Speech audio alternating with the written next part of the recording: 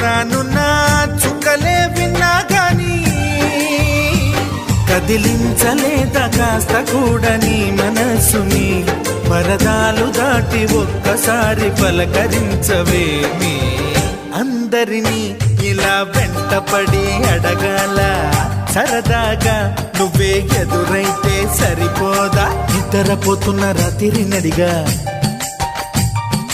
గుటికి చేరిన గువ్వల నడిగా